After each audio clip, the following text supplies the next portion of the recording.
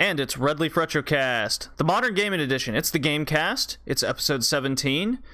It is January 2019, and that means one thing and one thing only, and that is time for our deliberation of Games of the Year 2018.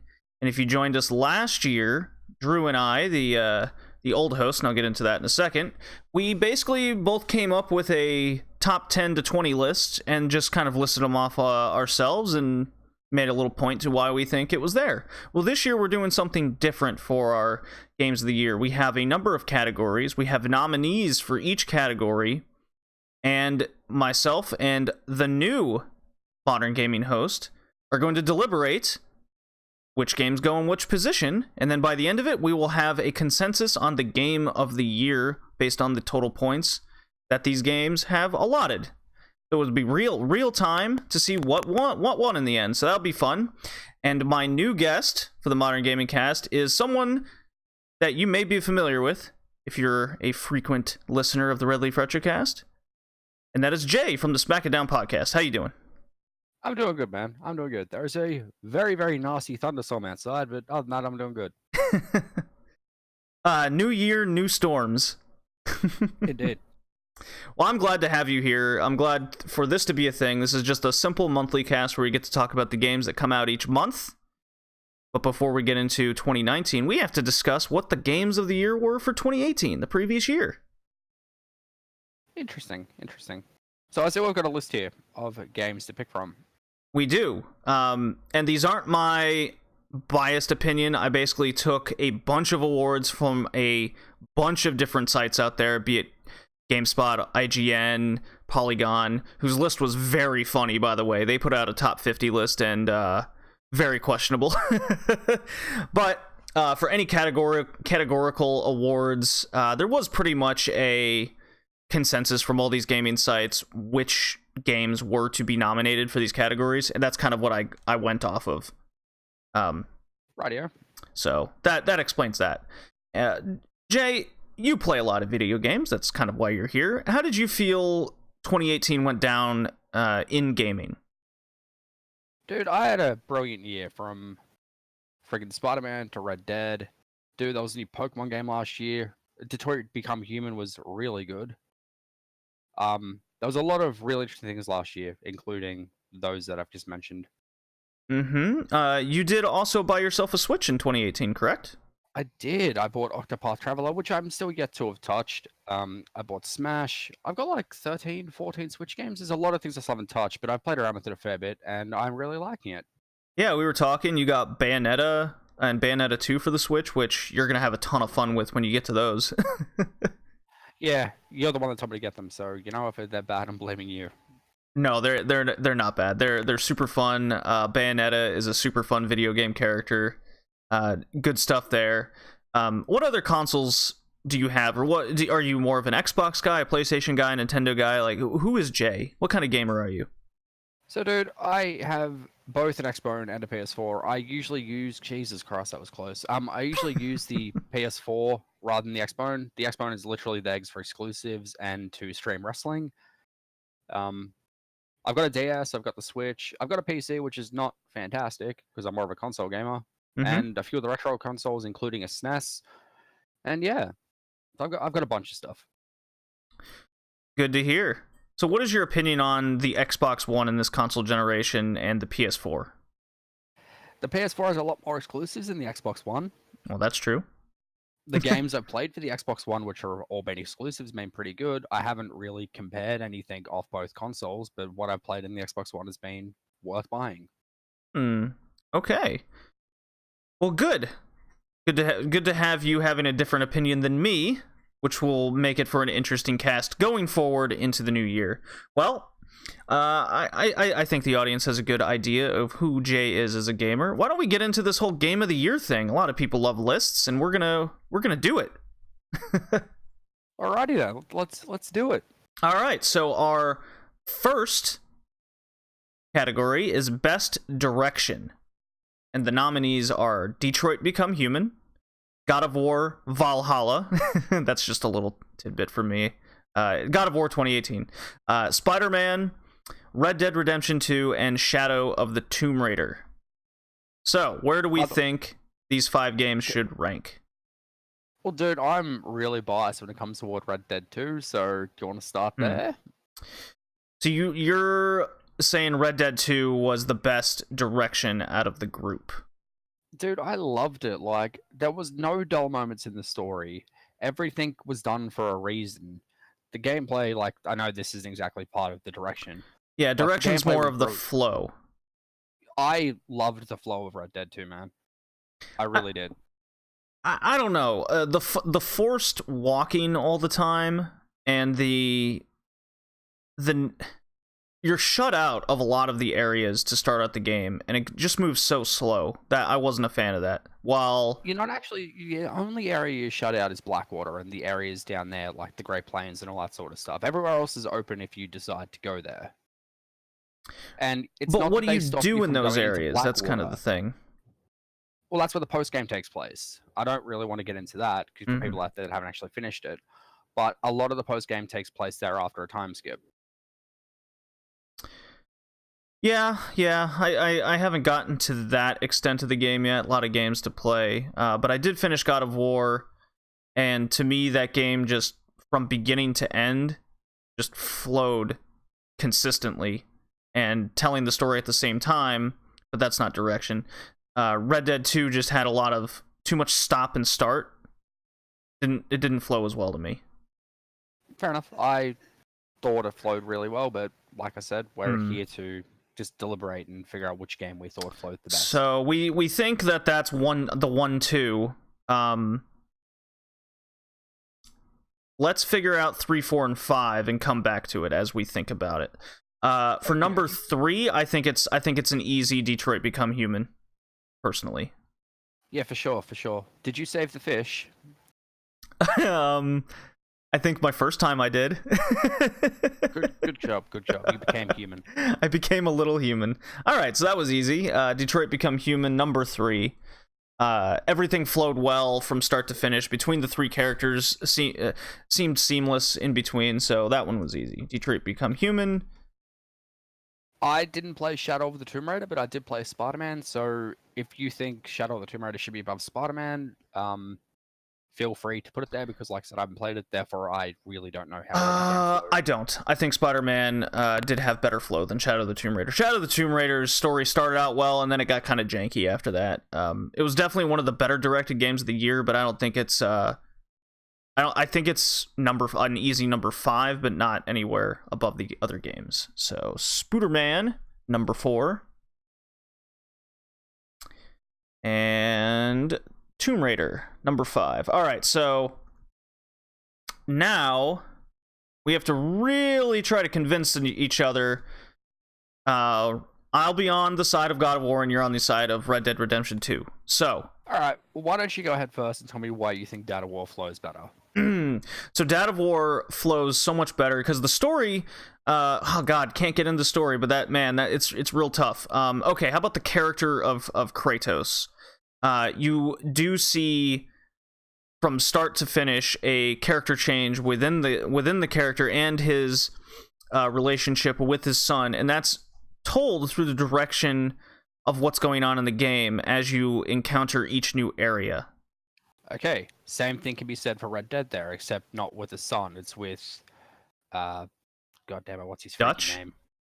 No. Arthur. So same thing can be said there with Arthur and the rest of his gang. Oh, you're talking about Arthur Morgan. But what's his... Yeah. But I would argue that his relationship with the group, I mean, it's told well. I just don't... I felt like because of all of the in-between of Red Dead 2, you get distracted too easily, and there's so much deliberation in between each mission of doing other things that the direction kind of comes to a halt too often. Well, dude, you can't tell me that, like, in real life, you wouldn't be like, hey, let's go do this one thing, and then not, like, sometimes get sidetracked on the way to doing other stuff with other people that you hang out with. I suppose you're right. I guess that's that sense of uber realism that Red Dead Redemption 2 focused on. And in that sense, I would agree with you. It does do that well. But you didn't play a lot of God of War, did you? God of War. No, I didn't. What's your history with the series? I haven't actually played one. Oh, so this makes it a little bit harder. Uh, I own God of War 3 Remastered for the PS4. I just haven't got around to playing it. do you think that the story, God, I really want to stop saying story, but do you think what was told in the game of Red Dead 2 tells you enough about the character and how each chapter flowed into each other? I do, but I'm guessing you don't. I think I've almost completed the 4th chapter, and that's what, 25, 30 hours into the game, something like that. There's a lot of instances I came across where it wasn't so much Arthur as a character as you were just going mission to mission and writing too much in between. Okay, has Arthur for you had his little bit of a revelation and some bad news?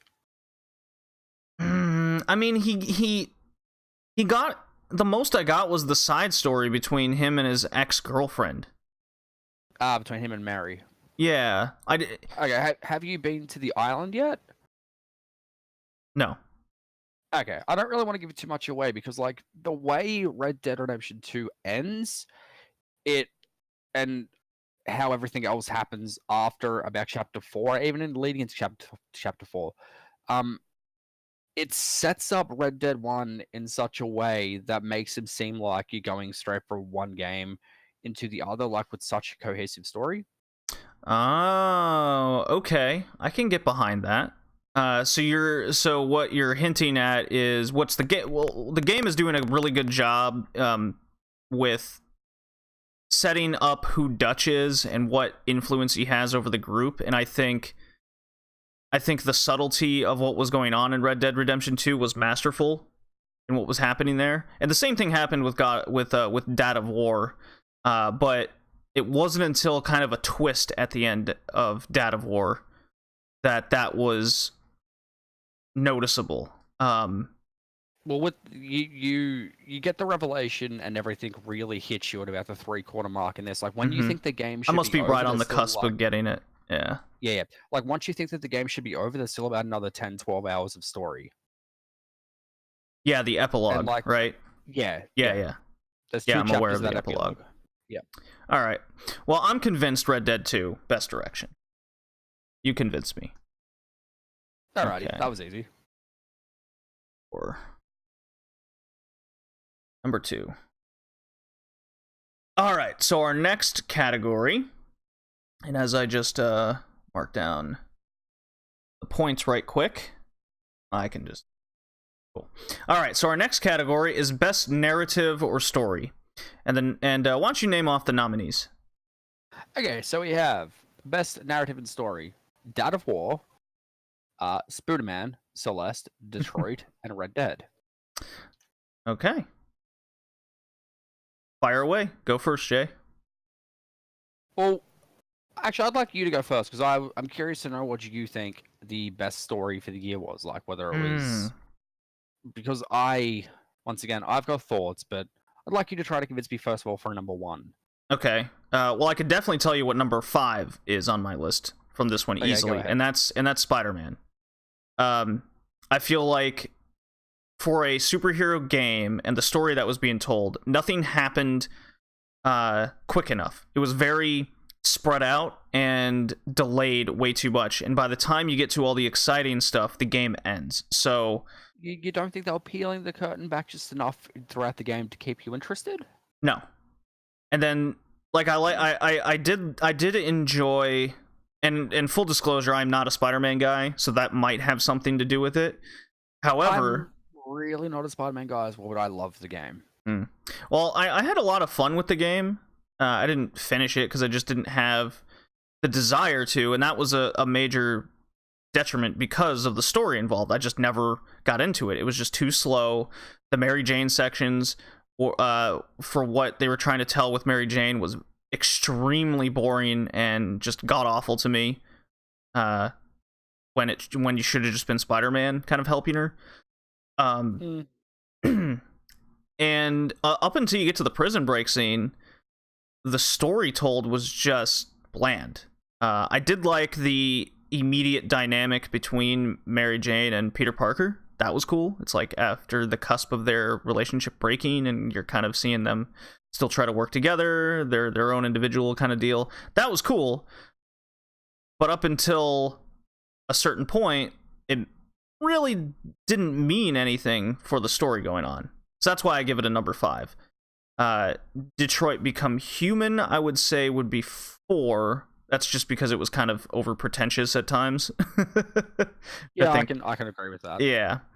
So we got an easy 5-4? Yeah, we do. Okay, cool. Spooderman and Detroit. Now this is where it gets a little bit harder. Go into 3. I think this is no contest. Red Dead Redemption 2. I think. Fair enough. I think the direction was really good. Where Red Dead was lacking, besides the forced slow gameplay, was the integration in trying to tell its story, where you're doing missions, but because it's an open world game, the major missions to sort of end chapters seemingly come out of nowhere with no build, because it has this take the end of chapter 2. Jay, you remember where you get to the plantation owner, the one you like steal all the booze from and then try to sell it back to her? Yeah, the roads. Yep. Yeah. Epic last chapter, or epic end to the chapter, epic scenes of it where the whole Dutchess group is walking up to the mansion demanding the kid back. Cool stuff. But you don't know that that's really going to go down that way. There's only a couple missions, and the characters that were in those missions, to me, didn't seem like it was going to lead to anything to that extent. It just sort of happens. I was going to say, if I'm not mistaken here, I think you still do some stuff for some of those family members in chapters 3, 4, and 5, but I could be wrong. I think I've come across a side mission with one of the family members in chapter 4. But that's it. It's mostly done. Maybe I'm wrong then, but I could have sworn like there was a Romeo and Juliet situation going on between two of the families, but I could be wrong. Maybe it was something else in that game. There was, but that was earlier. Yeah. You were getting my chapters mixed up. Yeah, you were helping them with love letters in between, and Arthur was for some reason being the middleman. That was weird. So that's just one example, but yeah, Red Dead 2 is, to me, an easy 3. But once again, you haven't finished the story, and I think that after the revelation, Dude, I'm like 30 here. Like, do you know what happens? No, and I would like to keep avoiding spoilers, but that's the point. I'm like 30 hours into the game. I've played so much of it, and the story is still very janky and disjointed. Way too often for me. Okay, look, I'll give you the benefit of the doubt here because I haven't played Dad of War and Celeste. So I'm actually gonna say Dad of War is number 2, and Celeste is 1. And that might be a surprise. So Dad of War, I think the story was told very well, kind of the redemption story of Kratos. The reason why I have it number 2 is I really think in order for you to understand that and get more into the character and some key moments in the game, you'd have to have played at least the first couple games, or at least 2 of the God of War games, or even the third one. You have to have played a previous one to truly understand that Kratos was this just brooding, vicious dude, and now he's this just old man with a regretful past. You know, if you're not aware of that and you just go into the game gun-ho, then Dad of War, just Kratos himself, just comes off as this just sad, bitter old man with a son that he treats like shit. Fair enough. Like, you can't really mean, it takes a long time for the story to finally like tell you who Kratos is and everything. He's an angry man who kills things. Right. What more do you need to know? Now, Celeste is a simple story, and it tells a good message of a girl traveling a mountain and trying to overcome kind of the worst part of yourself. It's a very good message to young kids, teenagers that are dealing with like self-depression, and as you climb up the mountain in this platformer, you come across things in the level where you literally fight your mirror image of yourself. It's pretty cool. It's like it sends a good message. It's very clear what the message is, and it's very unique. And that's why I give it number one. I get that. I think it was Kenny Omega's favorite game of the year as well. So you're in good company, if I'm not mistaken. I believe so as well. Alrighty. Best art nominees we have Celeste, Return of Obra Dinn, Octopath Traveler, Mega Man 11, and Monster Hunter World. Now, I would like to make an argument right now. Okay. And for number one here. Mm-hmm. Go for it. And that is Octopath Traveler. The art is very good, yes. The sprite art. Yep. And you don't see games like this anymore. It's a nice change of pace from, I'm not going to say everything that we had this year, but Squeenix did such a good job with Octopath Traveler's art. I love how you called it Squeenix. It reminds me, it's Squeenix.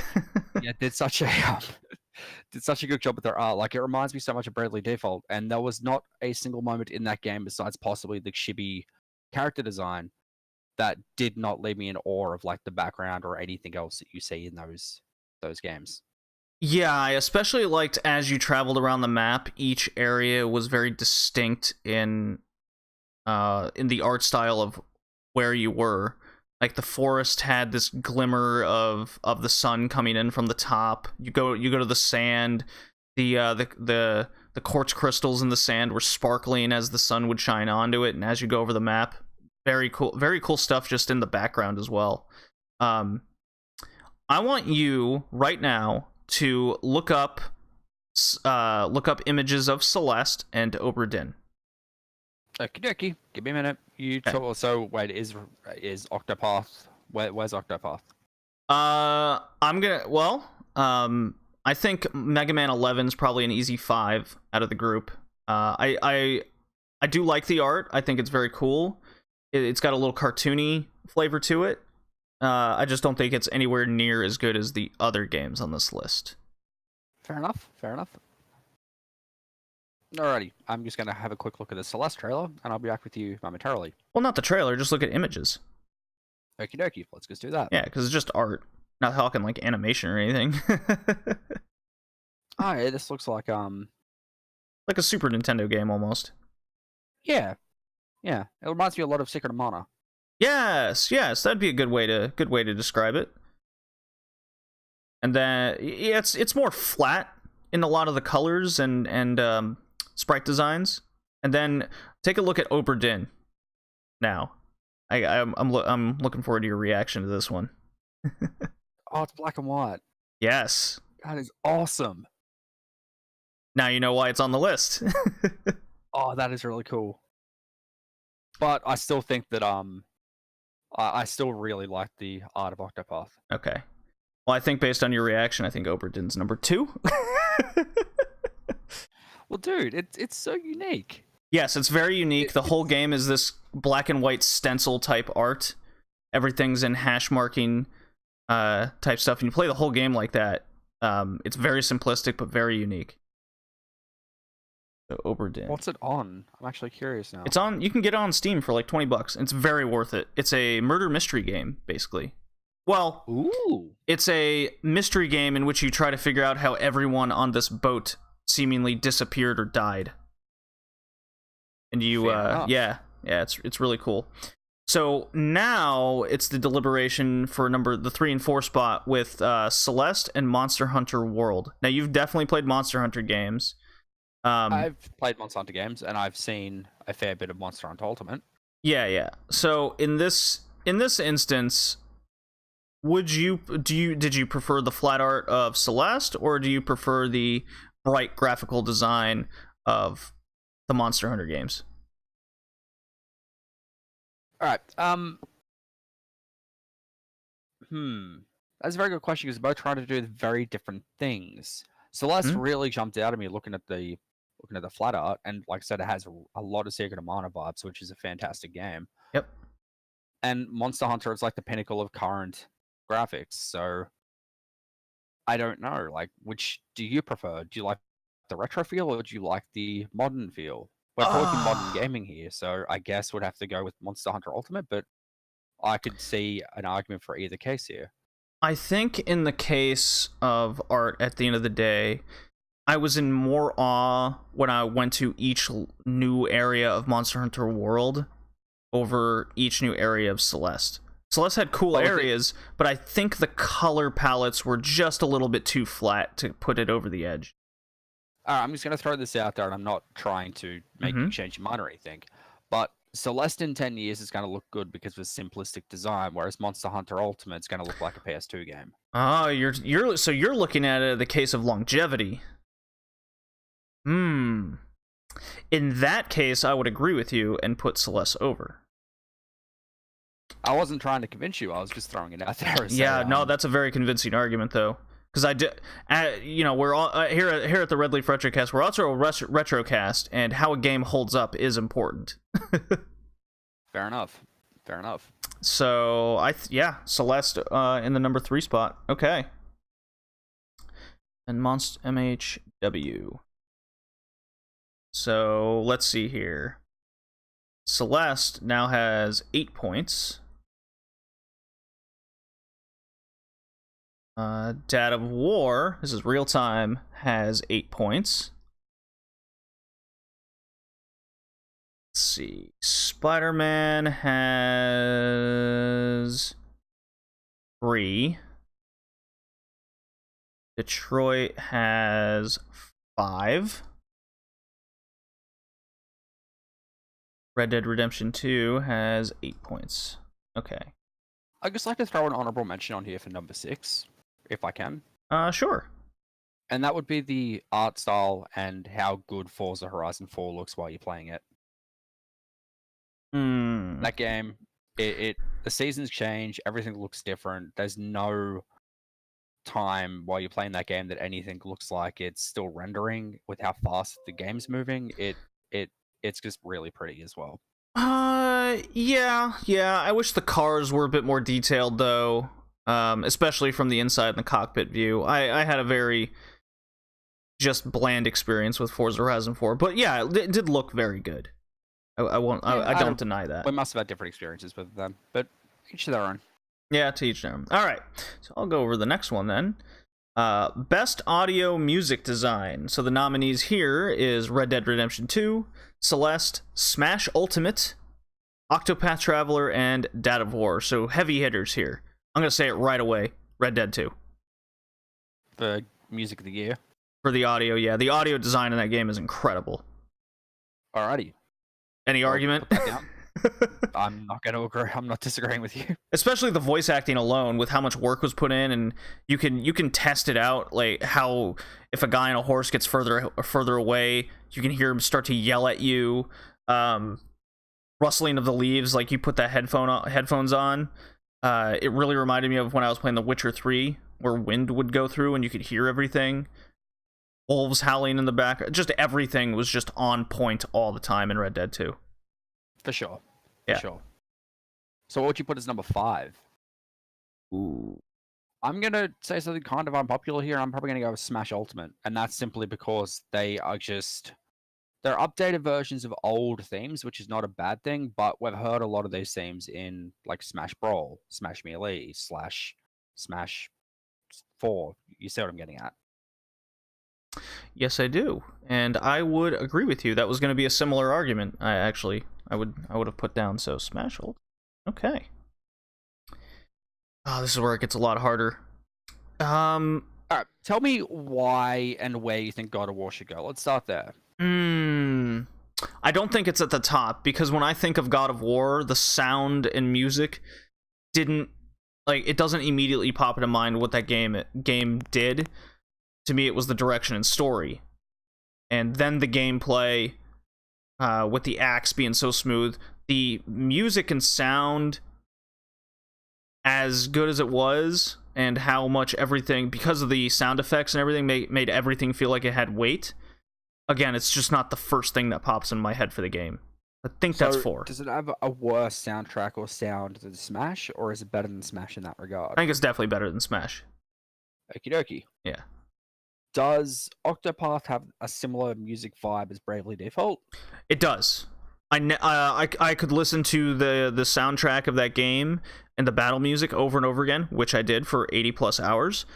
Dude, I pre-ordered this. I'm just throwing this out there as well, like kind of an older game at this point, but I pre-ordered the deluxe edition / special edition of Bravely Second when it came out, and that came with the soundtrack, and that thing, it's so good. Yeah, I never, usually with RPGs, the music gets really repetitive and it gets a little bit annoying after a while. I never felt that in Octopath Traveler. And then the sound effects of each weapon hitting the enemies all the time in battle, to just the crashing of ice when you use a magic spell, never got old. It just felt and sounded really good. And when sound makes you feel something like that, I think I would make a case for Octopath being number 2. And then Celeste is number 3. Yep. Okie dokie. Easy. Alrighty. Next up, we have Best Game for Impact. The nominees are COD Black Ops 4, Call of Duty Black Battlefield Ops 5, 4. Yep. Smash Ultimate, Celeste, and Monster Hunter World. Now, I'm going to say that Smash Ultimate, it came out at the end of the year, like very, very late in the year.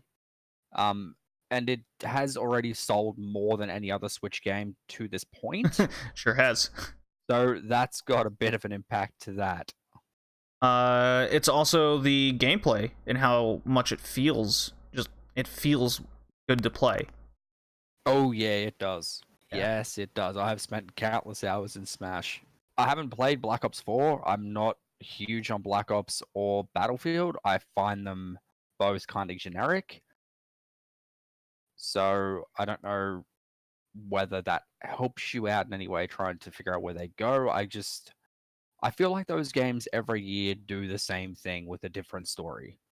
Well, Call of Duty doesn't have a story this year, so. Yeah, so really, why is it on here for Impact? Like, well, it's how the game feels, how it impacts the industry, that kind of stuff. And Call of Duty, despite its shortcomings, for with Activision and all that nonsense, and me not being a Call of Duty fan, I did have fun with the Blackout mode. And that's the Battle Royale, isn't it? Yes. Now, could you just go play Fortnite and have the same experience? Or could you go play Overwatch and have the same experience? Or could you go play... I think you see what I'm getting at here. I see where you're getting at, but I would definitely disagree. If you would have made the comparison to PUBG, then we might have a case, but I think Call of Duty is more refined, and it makes you feel like you're in a battle a lot more than PUBG. And it's not a glitchy mess.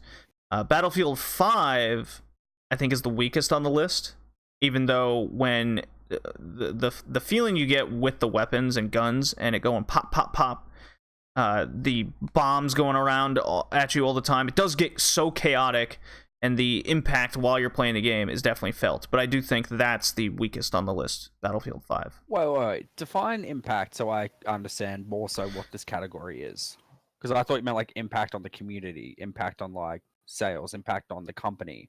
Well, it's impact on the gamers themselves. Yeah, impact on the gamers themselves as you play the game.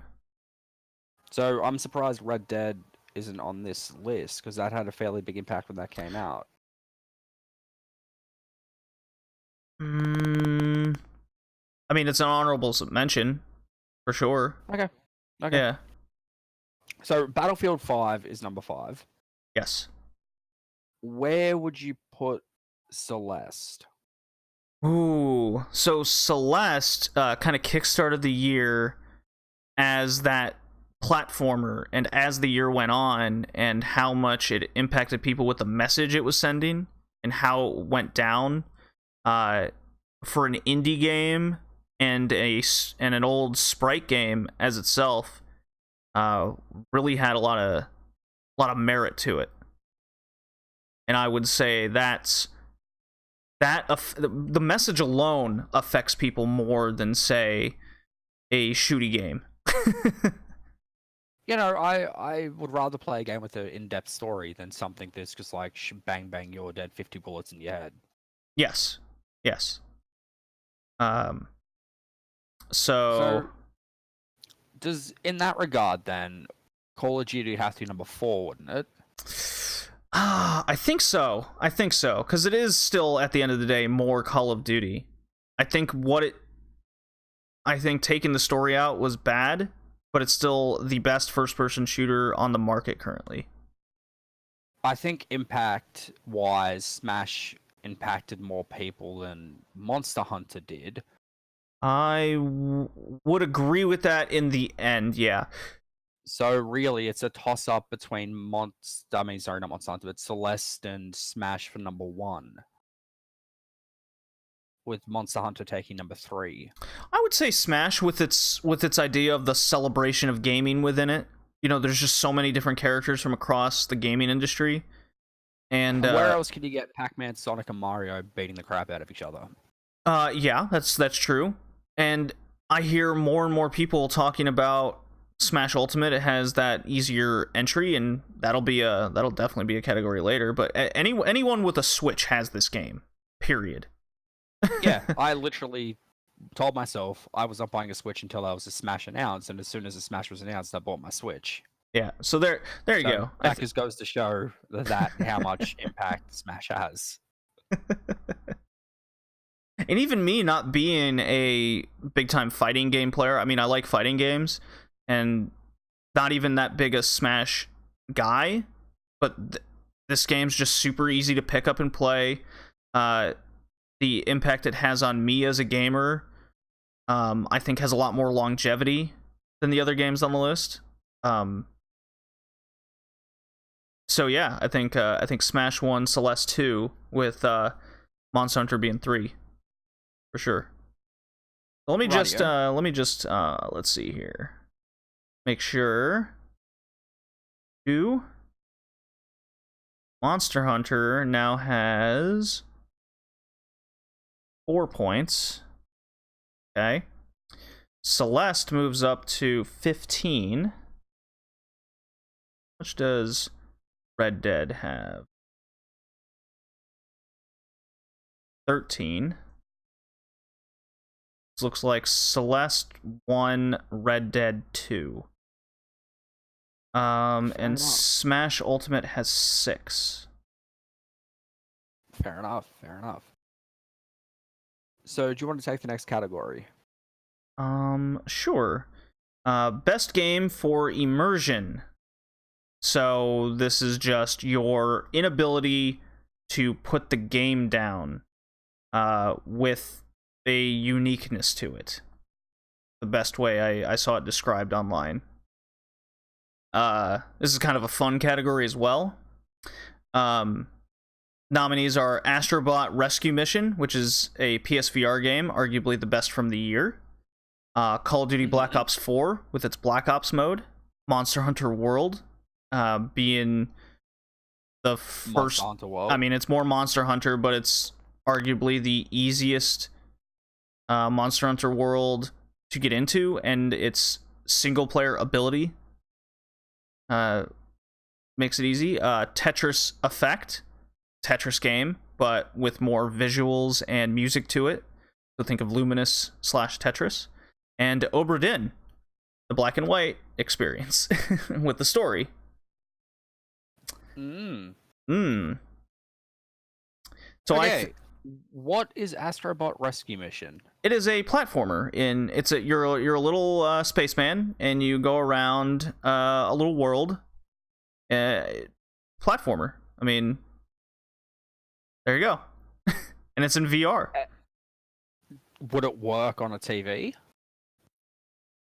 No, it has to be. The fact that it's VR like draw you in even more. It's the fact that it's VR, it drives you in even more. Okay. Like, I think it's higher than Obra Dinn, and I think that would be about it. I think Oberdin's last. Okay, so you just said it's higher than Oberdin, and that's about it. So really, we're going to figure out Tetris Effect, Black Ops, and Monster Hunter. Yes. Now, Well, I've seen gameplay on Tetris Effect, and that game, being Tetris and as old as it is, it looks like a lot of fun because of the new mechanics that they put in there to make it stand out from the other Tetris games. indeed. Yes. But at the end of the day... And it has the VR option. Fair enough. Does the VR improve it? I think it does. I think it vastly improves it. Now, as a game, I don't think it's better than Astrobot, but I think it's more immersive. Okay, so between friggin' Black Ops and Monster Hunter World is the number one, and I reckon the Black Ops wouldn't even come close to the immersiveness of Monster Hunter World. Yeah, I mean, Monster Hunter World, you can play by yourself, first of all. Yeah, you don't need to spend money to get PSN or gold. So it's a good start. Call of Duty Black Ops 4 for people to play. MHW. So that moves MHW to 9 points. COD now has 6. Oberdin now has 5. Okay. Best gameplay loops. I'm assuming this is playing the same parts over and over and over and over and over and over and over, not getting tired. No, that's more or less the in between. The gameplay loop is the ability to continue doing, like with think of Red Dead Redemption 2's loop of you do a mission, then you ride somewhere, get your mission, ride to the next location where that mission is. That's the loop. Right, so really, best gameplay loop be like, go to this, do that, bam, already doing something else. Right. Gotcha. So in Monster Hunter World's case, well, let's go through the nominees first.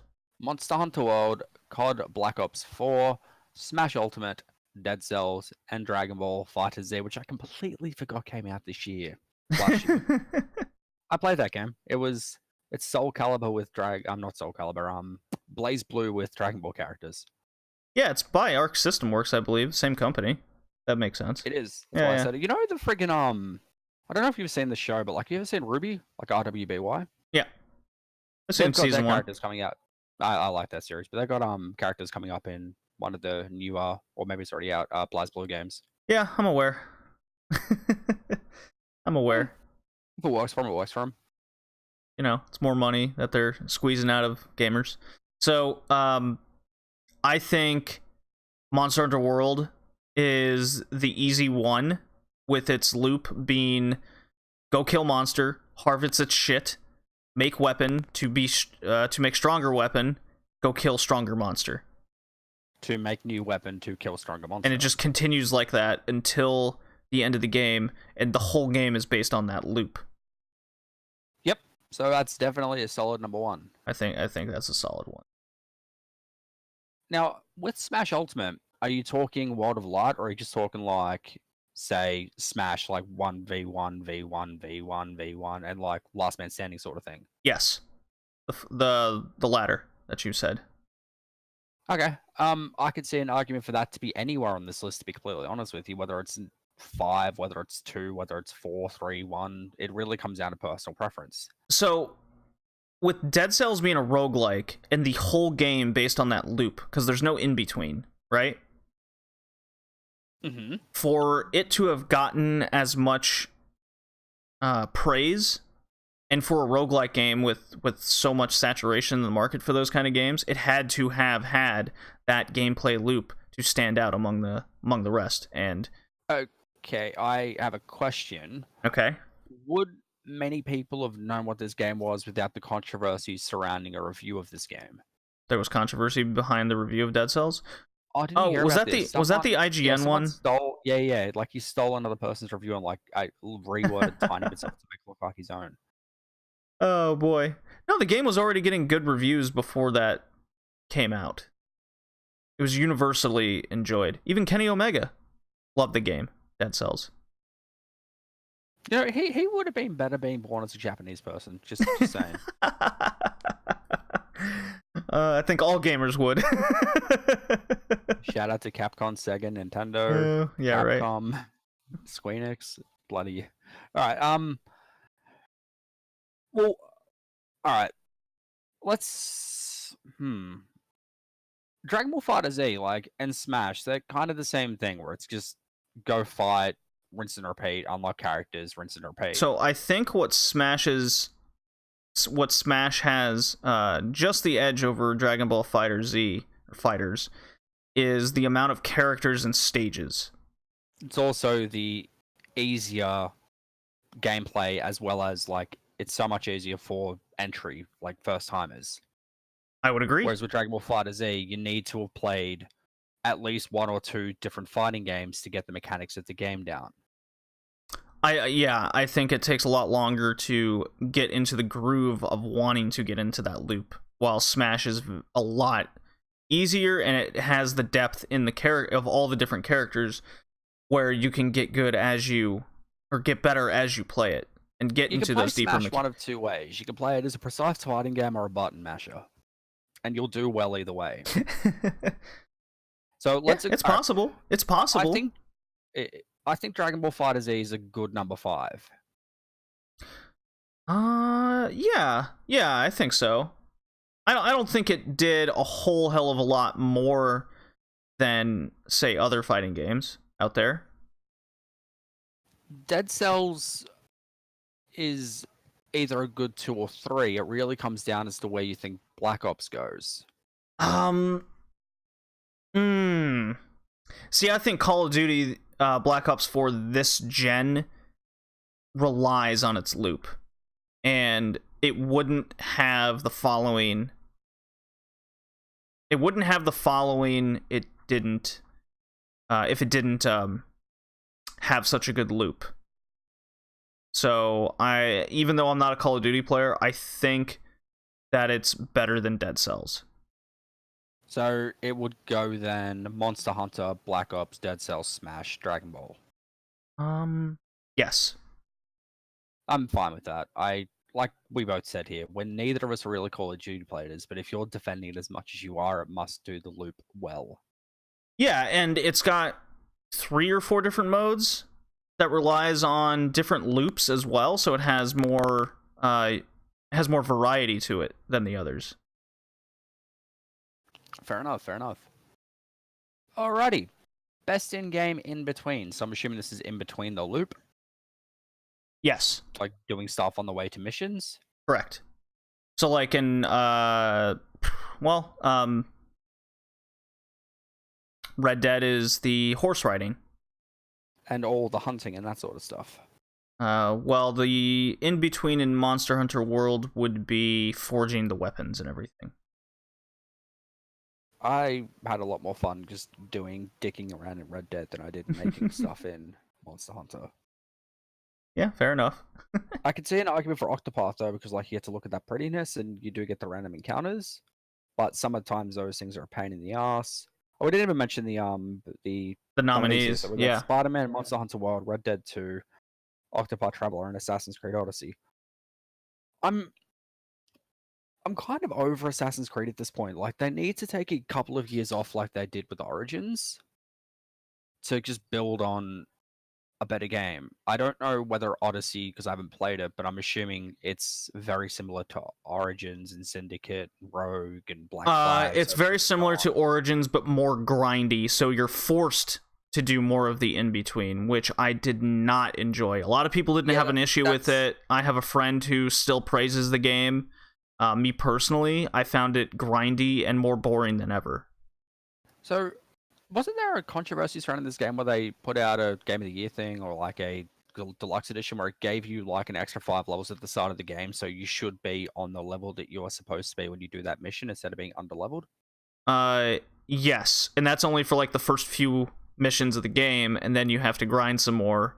And once you get that initial grinding good, you're good for about another, I want to say, 3-4 hours.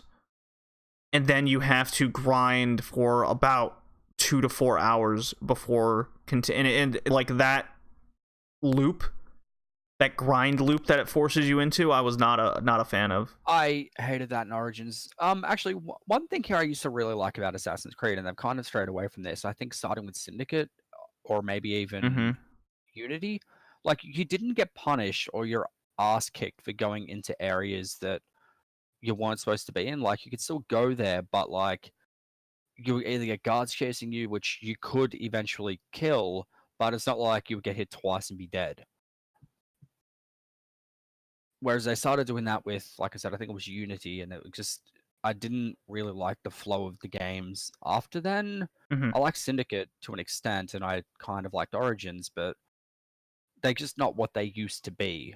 I agree for sure. Odyssey was like, I was really looking forward to it. I love Assassin's Creed. You can look on the Red Leaf Retrocast Instagram, where I've posted all the Assassin's Creed games that I own, and like the DS ones and like the PSP ones and that sort of thing. Because PSP, like Assassin's Creed Bloodlines, I think it was Bloodlines. It like told the story of how Altair and that chick that you see him bang in Assassin's Creed 2 got together. It's pretty interesting. It's not bad. I never played it's that. Like Assassin's Creed 1 on a smaller scale. It's not too bad. Yeah, but I really liked Origins. I was hyped up for Odyssey, and then when I went and demoed and played about 4 or 5 hours of Odyssey, I just wasn't having a good time. I was just finding myself stuck in the in-between all the time, wanting to do missions, wanting to assassinate people, but instead I was being forced to dick around being an errand boy all the time, and I just didn't like that in-between. A lot of people did, apparently, which is why it's on the nomination list. If this was up to me, this game wouldn't touch the list. What else did Ubisoft put out this year? Far Cry 5. Yeah, I didn't really like that game very much either. I played it. I've got the Game of the Year, whatever it was, came with all the DLC, but I don't know. It I didn't feel wasn't. it was as good as Far Cry 3 and 4. Yeah, it was an open world Ubisoft game. With a dude, it came with a free friggin' Far Cry 3 remaster, which I probably played more than I did Far Cry 5. I didn't know that. Okay, so best game. I was gonna say it's the reason I pre-ordered the game. It's like, hey, pre-order this, you get a free copy of Far Cry 3 for PS4. Yeah. I'm like, I'm in. Yeah, I hear you. Best game in between, I think, is a slam dunk this year with Spider-Man, with the swinging mechanic. Yeah, that's fun, and there's little side missions that pop up to go deal with gangs or help the police out, or yeah, it was good. I liked it. Nothing felt like it was too over the top to like distract you, but like on the way to doing things, there was enough to do to keep it interesting. Yeah, I mean, I didn't care for the side missions. I felt they got pretty samey, but the instant gratification upon completing it was very nice. Unlike Assassin's Creed Odyssey, I did find the swinging. Assassin's Creed Odyssey's number 5, isn't it? Yes, I did find the swinging a bit much after a while. I wish there was some fast travel, but that's just me kind of nitpicking. You know, there was at that fast travel. Oh yeah, there was. Yeah, there was. I know there was fast travel in Forza Horizon, but you'd have to knock over all the billboards first. Stupid. You just paid money for it, which was fine. You had enough money in that game. Oh my god, it was so hard to. You had to fucking grind your ass off just to pay for that shit. So. Oh, you didn't. Yes, you did. Racing games. Well, maybe they should have made me feel like I needed to win in that game. Anyways, fair enough. So, Octopath Traveler, is it better than what you do in Monster Hunter? So, this is tough, because the Octopath Traveler in between was going around town, going in between the towns, and doing side quests if you decide to do them. Yeah, and they weren't necessary at all. Yeah, you didn't have to. If you wanted to, you'd be like, okay, I guess I'll go over here. Like, that's what I see. That's what I like about side quests in games. When, if you feel like it, you can go do it, and then you just do it, right? Instead of a game putting elements of important story type stuff mixed in with there, and then you miss things. I really hate that in games when they do that. I need to. Sorry, I know I keep comparing to Bravely Default, but those games are very similar from what I've heard. Yes.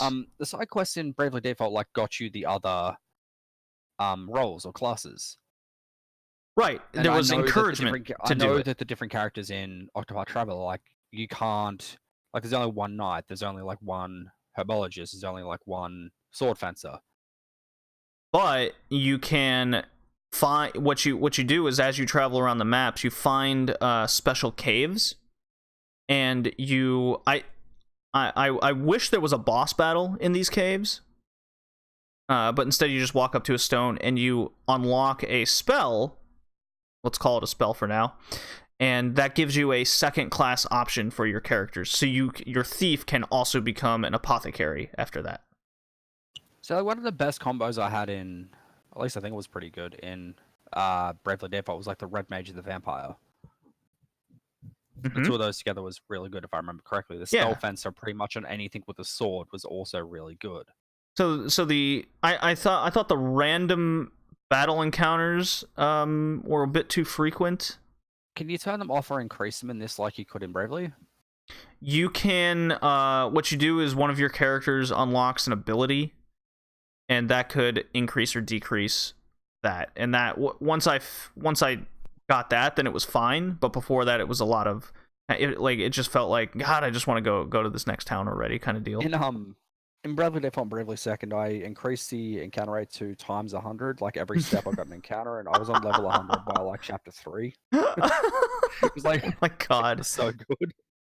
Like I'm about done here. I can just pretty much walk through the rest of this game. Man, was it better than the forging of weapons in Monster Hunter World? Because that was very satisfying. And then, like, I found myself with a notepad in Monster Hunter World saying, I need this amount of this, this amount of this, this amount of this, and then I'd go hunt those particular monsters to get those items that I need to forge the weapon, because that was the in-between itself, was still playing the game. Much like Octopath Traveler, the in-between is still playing the game.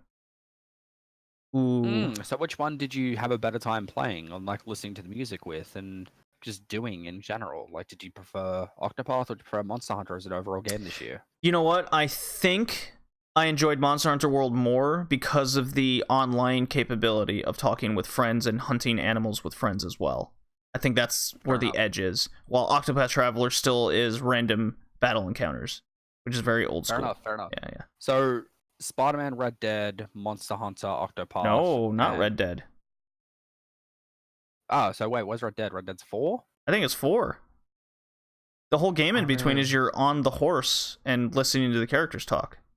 Yeah, but there's also that side stuff you can do, like go save circus animals. I mean, you could, yeah. Did you do the circus animal thing? I'm curious. No, not yet. Should I? Oh, man. Yeah, go save the circus animals, because like they're just animals dressed up. It's like, we need a zebra. You go catch a donkey that's been painted white and black. You know, I have been wanting to do some side stuff, and in between of Red Dead 2, I haven't taken full advantage of it. I have done some things. I have done stupid, fun stuff like kill people with nice hats.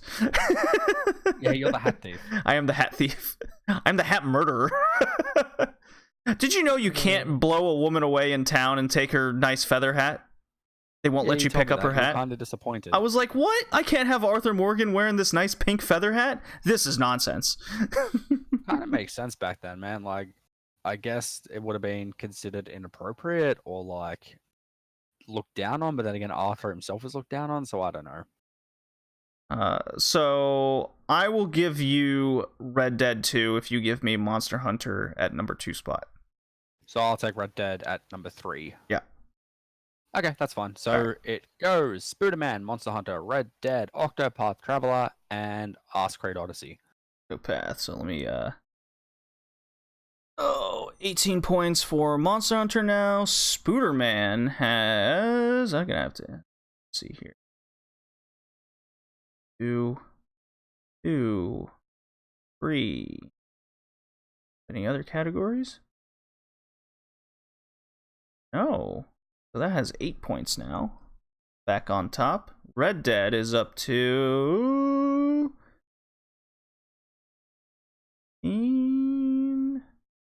16. Octopath 11, it looks like. Okay. Ask Creed Odyssey with 1. All right. Best franchise impact. Nominees are Call of Duty, Smash Ultimate, Monster Hunter World, God of War, and Mega Man 11. Mm-hmm. I don't know many people besides like the few people I talk to on the internet, like locally here, Mm-hmm. that played Mega Man 11. Do you feel like the game had buzz, but it just wasn't enough to garner as much as it should have then? I think a lot of people were still kind of annoyed after Mighty Number 9 and didn't buy this straight up because they thought it might have been a rinse and repeat of that. Yeah, I did think it was a bit underwhelming. But in the year 2018, a lot of games that garnered sequels and what have you, I think it was a weak year, personally. And the revival of Mega Man 11, I think, was at least a nice palate cleanser, and it played well. I'm not saying it did or Yeah. didn't, but like if we're talking impact, it didn't really do as big of an impact as the other games on this list. Sure. And the reason why Spider-Man's not on this list is because it's the first. More or less. Fair enough. Fair enough. So, Call of Duty, did it? I believe it broke the record again, best-selling game of 2018 kind of deal. Until, I think, Smash came out. Monster Hunter World's the best-selling game from Capcom ever, I believe. Everybody had Monster Hunter World. Because like everybody now has got Smash. And then God of War, up until Spider-Man, was the best-selling PlayStation exclusive of all time. True. So really, it's a toss-up for the top 3, I reckon, between Smash, Monster Hunter, and God of War. You don't think Call of Duty has... It's a Call of Duty. Like, it may have attracted new players, but if they do the wrong thing next year, they're gone. You know what I mean? Yeah, they did lose a lot of people because they didn't have the single player. That is a very good argument to be made. So yeah, I can definitely see that at number 4. Yeah, COD Black Ops at 4. So, man, alright. I think Monster Hunter had more of an impact than God of War, and I think that Smash did as well. There will be. I think there will be another Monster Hunter and Smash game, and they will sell just as well or better due to these two games than a second God of War coming out. I would agree. So, do you think that Smash is the best impact, or is or is Monster Hunter the best impact? Because, well, Smash has. What would Smash Ultimate 2 have to do? Like, add more characters, be on a new console. Even more content? Wait till a new console? I don't know. Well, that's usually what they do. Like, there's usually only one Smash per console generation. Well, I get that, but I'm not Besides, sure like the Wii U and the 3DS. Like, what would they... The only thing I can think of is have a better story that isn't a grind fest. Well, this is also the thing here, right? Because... But it is being said to be the best Smash game of all time. But I think... Well, hasn't the dude who made it said this was the final Smash because he's tired of working on them? But he also said that was Smash 4. Oh, well, yeah. And Smash 3. And so forth and so on. Do you... Like, more people played Smash probably than Monster Hunter World. More people probably know what Smash is than Monster Hunter World. Name value. Yeah, I would agree. So I think it'd be Smash and then Monster Hunter, to be honest with you, but that's just me. But then if we're going by name value, I think more people are aware of God of War than Monster Hunter World at this point. But more people probably played Monster Hunter World this year than God of War. I think the ease of entry between if we're going by entry and what game would more people be able to get into, or a better palate cleanser, I think Monster Hunter World would be over God of War Valhalla. Alrighty, so Smash, Monster Hunter, God of War, COD, and Mega Man. Smash, MHW, God of War. Dad of War. All right. We got 3 more left, and then we got Game of the Year, and see how all the points go. Alrighty. So best 4 entry, first time gamers, sort of, I guess. I'm tipping that's what it means. Yes. You got a brand new nominees- gamer, and what's the best game for them to get into? Nominees are Super Mario Party, Kirby Star Allies, Smash Ultimate, Monster Hunter World, and Monster Boy and the Cursed Kingdom. Now, I didn't play that once again, so where do you think that should go and why? So, Monster Boy and the Cursed Kingdom is definitely one of the most overlooked games of 2018. It is a sequel / franchise reboot of the old what are they called? I want to keep saying Monster Boy, but that's not it. Anyway, we'll just call Monster Boy games for the cast. It's simple side-scrolling platforming. This game introduced a nice little teleportation system, which is very nice. It's a much improved mechanic that should have been in all the past games. So there's that. Meanwhile, Kirby is easy. Anybody, any age can play it. Super Mario Party is good with the family. Anybody can play it, especially with the mini games. They're not overly complicated. Smash is good with the family and friends. It could also lead to controllers being thrown through the window. At the TV. And Good at times. the TV, yeah. Monster Hunter's easy enough for new people to understand, and you can play it if you got friends. Yes. So I think, as much as it pains me, I think Monster Boy is probably the weakest on the list. I'm happy it made the list, though. Alrighty. So Monster Boy. I think Monster Hunter World is just overly complicated enough where I think the other games have it beat. Yeah, because you still kind of do need to write things down and figure out what goes with what and that sort of thing. Yeah. It's enough to piss somebody off who hasn't played a game before as well. Yeah, for sure. Let's see here. Do you think... Okay, go on. I was going to say, do you think that Kirby did as much... Like, do you think that... As an entry point game, like, would you... If you're looking at Smash, Kirby, and Mario Party, Mario is on both... Sorry, I just need to throw this out there. But Mario's on both Smash and Super Mario Party, and he's a lot more recognizable than Kirby is. Sure. But that doesn't mean that Kirby All-Star isn't as good as, like, the other two for an entry-level game.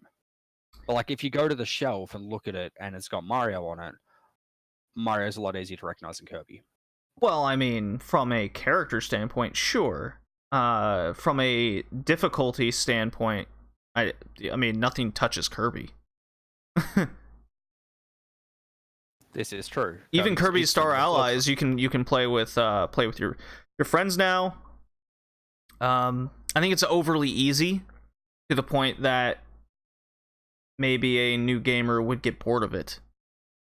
While something like Super Mario Party is definitely easier for a young gamer to get into. Smash Ultimate I can see being frustrating at times. Okay, so does Smash go to number 3? I think so. I think I'd put Super Mario Party number 1 in this case. You know, I can say that. Because, like, unlocking characters in Smash can be a bit of a pain in the ass. Yeah. There was the AI when you unlock characters, whether you're on easy mode, and I actually tested this out. If you're on easy mode or even hard mode, they're the same difficulty. It's the same difficulty, and if you're a new gamer, the more characters you unlock, the harder it gets, and yeah, if you're a new gamer, after like 10 or so characters, you might just get your ass kicked. Yeah, and a new gamer would just get so pissed off and frustrated at that easily. They'd feel like they'd never get good enough. And cheap deaths, and you have to play some more, and then you get to unlock them. Yeah. I wish Super Mario Party was a better game, but I think for new gamers, I think it was the best of the year in that sense. Besides the really obscure title on the DS, like not the 3DS, but like the DS, I don't think I played a Mario Party since the GameCube. Oh, And that's just not for like lack of me liking Mario Party. It's just like I had anyone to play it with. sure. Yeah, I hear you on that. Let me just look at the points so far. I think Smash is on top, if I'm not mistaken.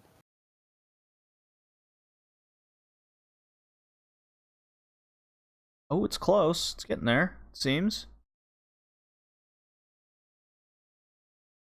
It's funny how...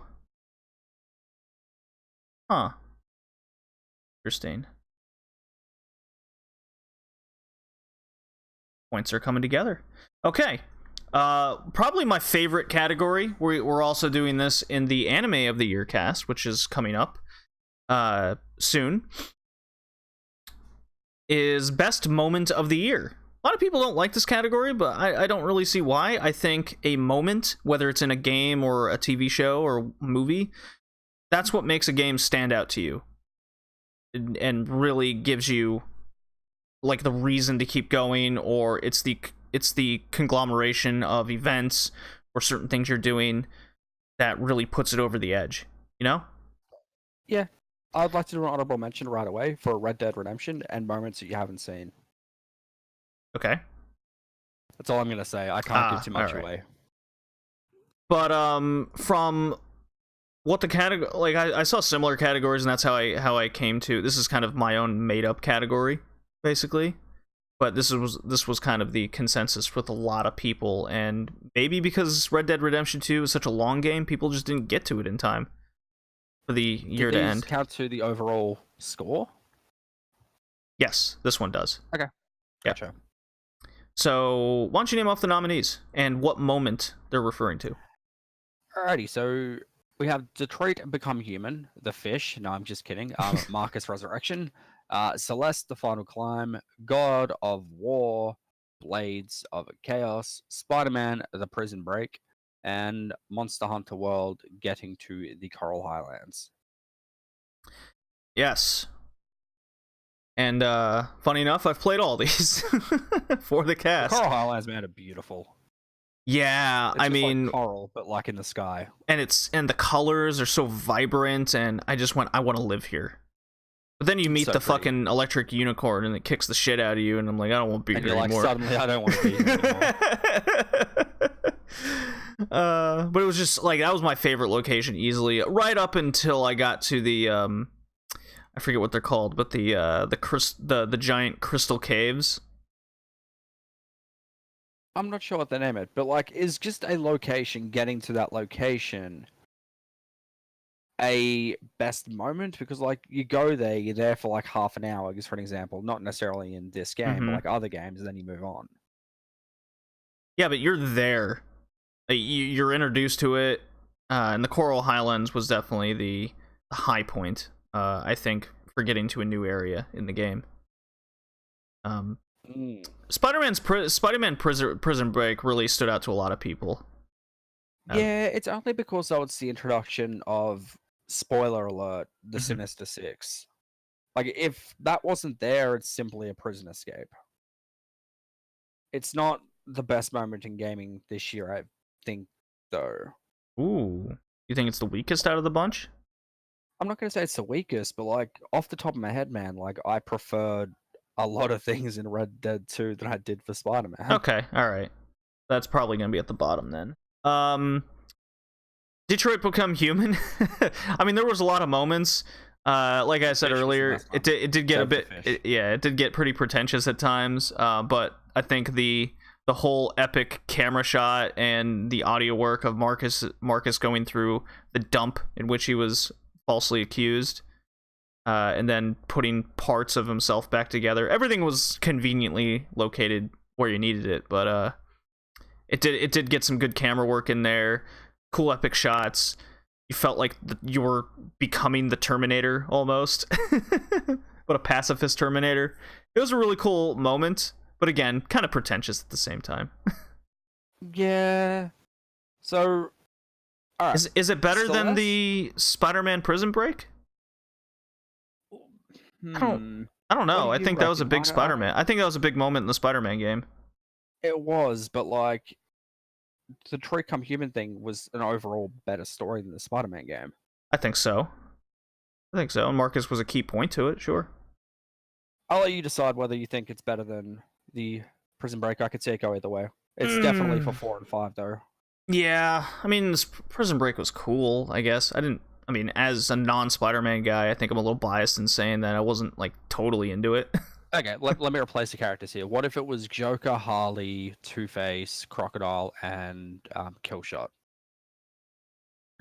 See, I do like Batman, but I think I still would have just... If you're a Spider-Man fan, it would have stood out more. So I guess that's a lot of things too. And Spider-Man's got a lot more mainstream pull right now with Avengers Infinity and all War and all that. So I guess that's probably why people liked it a bit more. But you're going to think back on this in the future, you're probably going to think the Marcus's Resurrection is better than the Prison Break. Yeah, probably. Yeah, I think so. I think Marcus's Resurrection is going to have a much more long-standing impact. Yeah. Okay. All right. Let's talk about the final climb. Spider-Man. Detroit Become Human, DPH. The final climb to me is like the pinnacle of the year, especially with the message it was saying. It was challenging gameplay. You felt compelled to keep trying. And then when you finally get there, there's that realization of accepting oneself. It all, like the game came together with the story all in one go, and it was the end of the game, which matters that much more, rather than something happening. If an ending's not good, it can really sour a game. The ending is paramount. Right. While God of War Valhalla, getting the Blades of Chaos was fucking awesome, but if you weren't familiar with playing with the Blades of Chaos previously, that epic moment wouldn't have stood out as much. I think there was definitely a point of entry for that part, as epic as it was. So is your opinion, is the Blades of Chaos better than the Coral Highlands? Well, based on my experience, yes. The Coral Highlands gave me good feels inside, and I still remember it over the course of the entire year, so that does matter. Then you met that unicorn, and everything changed. Screw that unicorn, man. So, I think Celeste 1, God of War 2, Monster Hunter 3. I'm completely fine with that. All right. The Blades of Chaos are the two swords that he's got, right? Yes. Yeah, I thought so.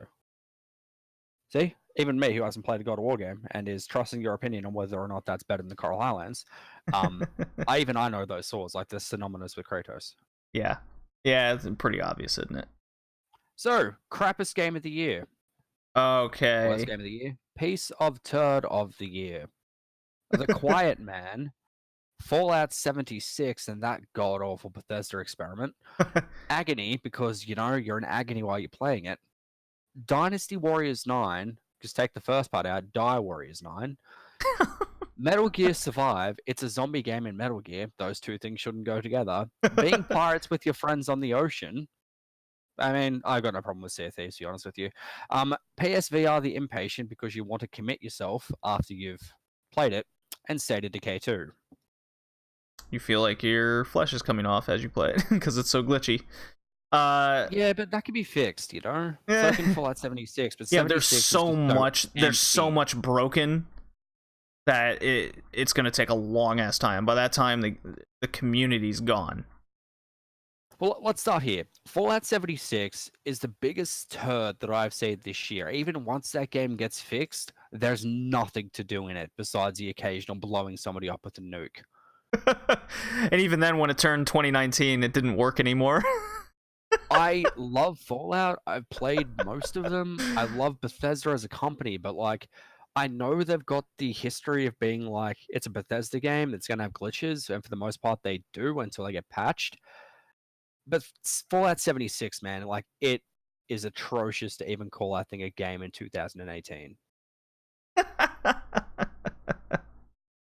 It was awful, and and with the horrid sales on top of it, the expectation of a Fallout game going for it. You can't return that thing after you've played it. They made a thing in there once the game's installed, you can't return it. The bloody Steam thing, I think they've taken the return off the option for that now too. Wow. But it's just such a freaking disaster. Nothing about it was good. Yeah, I mean, when the best, I never agree with this statement, but when people go, you have to make your own fun, or it's better with friends, those two things, fuck you. I stand by the moniker of any crappy game can be fun with friends. Absolutely, it was called being a gamer in the 90s and the 80s. I look at Fallout 76, and I don't think I can even have fun with my friends on that because it doesn't work. Yeah, a frustrating mess on top of it as well. So I think that's the worst game. Yeah, that stood out immediately. I think number 2 is between The Quiet Man and Agony. Busted ass broken games, but I think at the end of the day, The Quiet Man takes number 2, and that's because it was shown at E3. It looked like it had potential for what it wanted to do, but instead, what we got was this game about a deaf guy with no sound in the game, just these muffles, right? And they're trying to tell you a story in FMV like it's from 1993, but you can't understand anything that's going on with the people because you can't hear them. And then the gameplay loop was the same punch kick animation with the same enemies over and over again for 3 hours. And so the game randomly came out just one day, just came out. Fantastic. So here's an idea, guys, and I'm gonna suggest something to you. If you want to play a game with a deaf protagonist, or like even just watch anything or do anything with a deaf protagonist, go and watch A Silent Voice. It's an anime, and that one's really good. Best movies that I've seen in a long time. Yeah, it's a lot better than that piece of crap called A Quiet Man. Sorry, The Quiet Man. The Quiet Man. So Quiet Man number 2. All right. So then by that, Agony. See, Metal Gear Survive wasn't. At least it functioned, good. I guess. It functioned. Sea of Thieves has been fixed, and it was fun with friends at launch. But the funs with friends excuse isn't anything. Yeah, but it was made as a multiplayer game. It wasn't meant to be played as single player, from what I can tell. Oh, but you could, and they marketed it. They gave you the market idea that you certainly could play this alone. Okay, I can see that. State of Decay 2, it's pretty much State of Decay 1, rinse and repeat the first game with a different location. Or is it even the same location? I'm not even sure. It was super glitchy. Dynasty Warriors 9, I didn't really hear anything about it until I saw it on this list. So Dynasty Warriors 9 was essentially a rehashed disaster with zero effort put in. It's a Dynasty Warriors game with all your favorite characters and their weapons stripped down.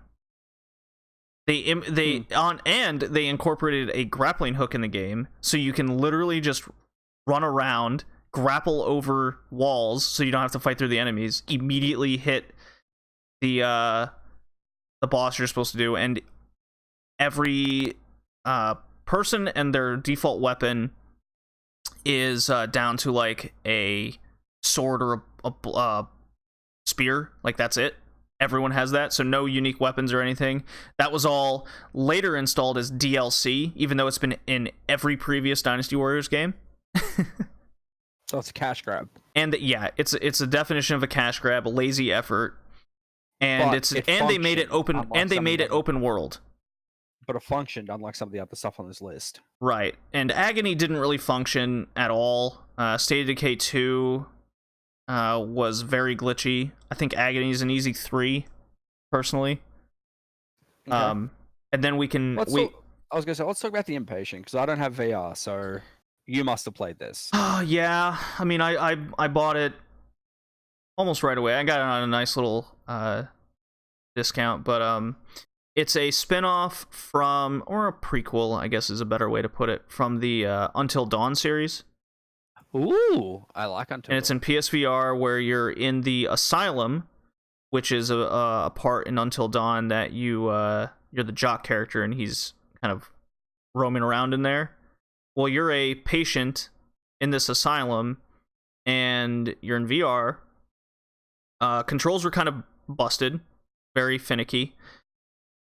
You can actually watch me play the whole game on the YouTube channel, Red Leaf Retrocast, and I have so much trouble like picking up a simple tray off a table because it wasn't quite the collision detection. Yeah, the collision wasn't quite there, so that was a problem. And for a horror game, once like the first hallway instance happened, I never felt scared. I was just kind of intrigued with the story being told, and then it just ends. It's very short. That's a very PSVR experience or virtual reality experience right now. Is games are short. They want them to be short experiences because of VR.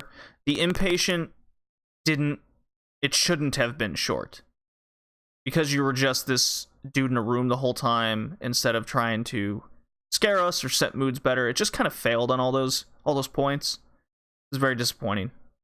What you just said, like, once you've had the first jump scare or whatnot, it's kind of just not a horror game. Reminds me a lot of Dead Space.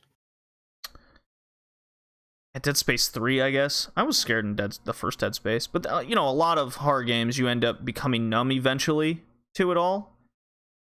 You ever seen that meme with Dead Space where, like, it's a picture of Isaac is looking at an air vent where it's like, I'm watching you, I'm watching you, I'm watching you. Then it, like, shows an air vent behind him with the necromorph coming out. I haven't seen that. It sounds funny, it's really though. Freaking funny. It's so good. Freaking love Dead Space. I'm watching Dead Space 4. So here's our question then. Okay. Look, Dynasty Warriors was playable, so was Sea of Thieves. I don't think that Sea of Thieves was all that bad, to be honest with you. I think it was lame. It was lame, but I think it was rushed. Game. I think it was rushed because there was no content in the game. It functioned. So did Dynasty Warriors 9. I would say Dynasty Warriors 9 functioned a lot less than Metal Gear Solid 5 or Metal Gear Survive. Okay, well, look, where does the Impatient go? Because we've got 1, 2, and 3. So the Impatient was just a dull game and a misstep on a lot of fronts, but it wasn't a cash grab. I think the most egregious thing is when you make a bad game strictly to just make money. I think that's a lot worse, and that's where Dynasty Warriors 9 and Metal Gear Survive comes in. Okay, so is Dynasty Warriors 9 better than Metal Gear Survive?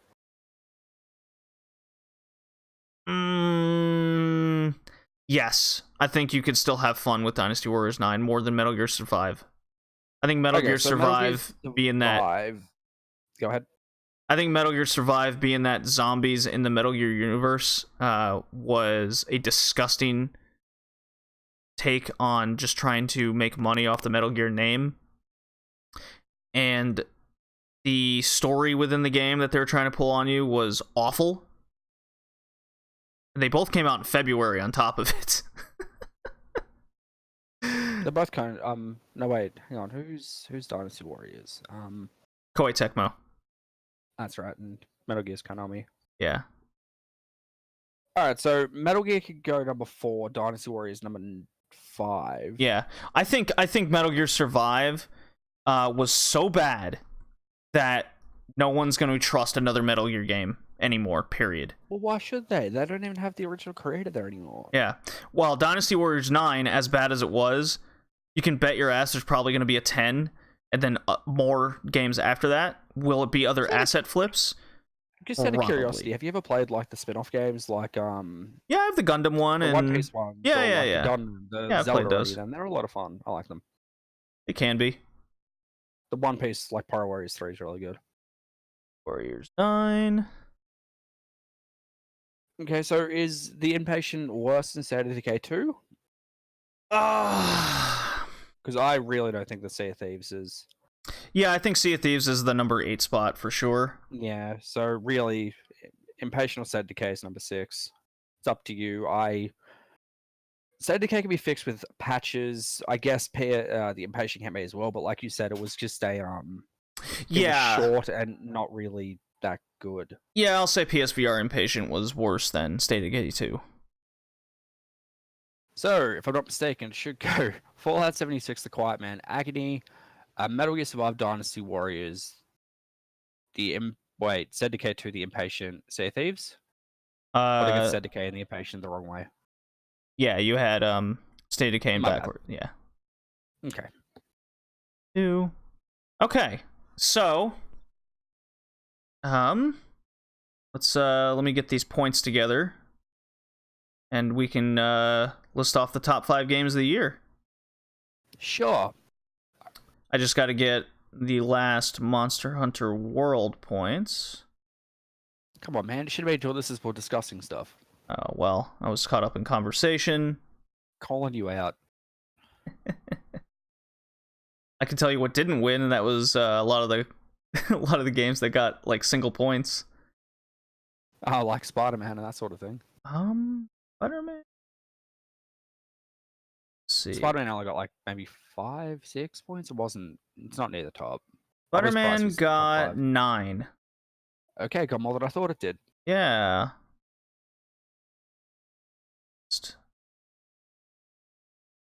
I can't wait for Elder Scrolls 6. And I know you're not huge on the Elder Scrolls games, but like that trailer looks good. It's a shame the Fallout 76 is bad, because now I'm going into this next Elder Scrolls game thinking this is also going to be bad. And I've been playing a lot of Skyrim again recently for the sake of just playing Skyrim. Oh yeah, I hear you there. I'm really enjoying it. Dude, I'm Dover King of Skyrim. What do you think gaming's going to be like in 2019 as I continue to get these points here? There's a few things already announced. We've got not Red Dead. Resident Evil coming up later this month, which I'm pretty stoked for. The remake of number 2. We get to play as Leon. Cool. We got a bunch of crap coming out in February. Bunch of stuff, and I'm looking forward to playing the remake of Mario for the Switch, the Wii U game. Pretty sure that also comes with Super Luigi U. Yes, it does. Which I heard actually. was decent. Yeah, it was okay. I'm not totally convinced to go ahead and get those, because that was one of the few Wii U games I didn't get. Yeah, I like the side-scrolling Mario games though, so I'm a sucker for them. I like them. What do you think is going to get announced this year while you're just still doing your points? Oh, because there's a lot of people saying that the PS5 and the Xbox, whatever it's going to be, is going to be announced towards the end of the year. Yeah, I could see everything like being announced this year for a 2020 release for sure. I'm really excited for Last of Us 2 if that comes out this year.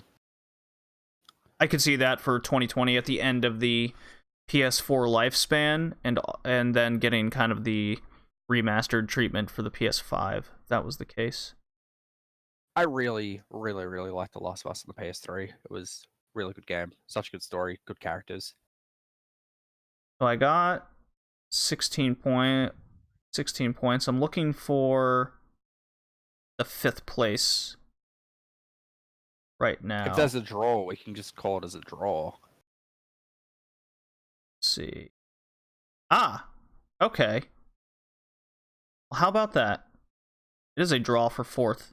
So that's your top 5. Alrighty, so now you just need to decide which one's worse than the other one and call that as 5th. Well, no, it's just a tie for 4th. It's 5. So, tied for 4th, taking up the 4 and 5 spots at 16 points on the year is Smash Ultimate and Red Dead Redemption 2. Well, that just goes to show how much of an impact both of those games had, considering that they came out in the 4th quarter of the year. Yeah, exactly. And then, coming in at 3rd place is God of War with 17 points. A single point victory over those two. God of War, huh? Yeah, God of War. Look, I'll check it out. You've spoken very highly of it, and I'll check it out. Yeah. The number 2 game of the year at 20 points is Celeste. Dude, after looking at that artwork and also hearing how much you spoke about that game, I'm also really excited to play that. It looks like Secret of Mana. It probably doesn't play like Secret of Mana, but no, I'm also going to check that out. And then the number 1 game of the year at 25 points, a pretty convincing victory, is Monster Hunter World. So 2 games that came out in January got the 1 and 2 spots. 2 games that came out in essentially December got the 4 and 5, and then the mid-year was God of War. So pretty cool. Well, dude, Monster Hunter World, like, as we said earlier, it's the easiest Monster Hunter to access. It's Ever. a lot easier Yeah. than the other games, and, like, it did everything it needs to just really well. Like, that's simple. Like, if the game's got a good story and it works, like, it's a good game. Yeah, I agree. So just one more time, worst games of the year. Number 8, Sea of Thieves. Number 7, State of Decay 2. 6, PSVR The Inpatient. 5, Dynasty Warriors 9. 4, Metal Gear Survive. 3, Agony. 2, The Quiet Man. 1, Fallout 76 in convincing fashion. And the overall games... yeah. Friggin' Fallout's on the list. Like, yep, let's go with that. And the overall games of the year, tied for 4th place, taking up 4 and 5, is Red Dead Redemption 2 and Smash Ultimate. Number 3, God of War. Number 2, Celeste. Very happy about that one. And number 1 is Monster Hunter World. I think, based on the overall aspect of taking all the different categories, Monster Hunter World just checked more boxes, and it placed higher, which gave it a nice little advantage. I think that Red Dead should have been in best moments of the year, but you haven't played to the points I'm talking about. So God of War got a total of 17. If we look at best moments of the year and say take away Spider-Man, which got last, right? Mm-hmm. And Red Dead gets a point or 2, it's still 3rd or 4th best. Yeah, I'm fine with where it plays. I'm just saying, like, it, because I'm not calling you out or anything, but like, because you haven't gotten to the points of the moments I'm talking about and like where everything really starts to get crazy and that sort of stuff, then it can't be on the list. You know what I mean? Like, until you've seen the moments I'm talking about, I don't want to spoil them for you. Well, I get it, but like, even if it gets number 1 in moments, it's still not at the top. It's still not top 2. Look, I'm not saying it's the best game of the year. I'm just saying, like, it should have been in best moments for a couple of things. Fair enough. Honorable mention at the very least. I think if it came out earlier in the year, it possibly would have had a bigger impact on people, because I did not see it in a lot of sites for like memorable moments kind of deal, or one specific moment that stood out to keep people in compared to the other games on the list for the nominations. Yeah, well, like we said before, like, friggin' Monster Hunter did everything that you needed it to do. It was the best game of the year. Yes, indeedy. Well, this was a super fun cast. I hope everybody had a good time. If you like the cast, then consider leaving us a 5-star review on iTunes or Stitcher Smart Radio. You will then be entered into an ongoing contest we have going on. Hit me up on Twitter at BullingJD or Redleaf Retrocast, and tell me you did that thing, and you'll be entered. You can follow Jay here at the Smack It Down podcast, which he's so kindly to have me on as a guest, and you can do the same for him, iTunes review. He needs a bunch of them. And follow him on Twitter as well, Viva La JD. Also consider checking out our artwork for the podcast. It was done by a guy named Craig from Mason Craig. Hit him up on Twitter if you like the artwork you see. And we're part of a community called Retro Twitch, which talks modern games, retro games, anime, and the like. Definitely join that. You can hit up Gilo_UK, GILO_UK, and you can get into that Discord community. Very fun community there. And then, last but not least, the Anime Radicals.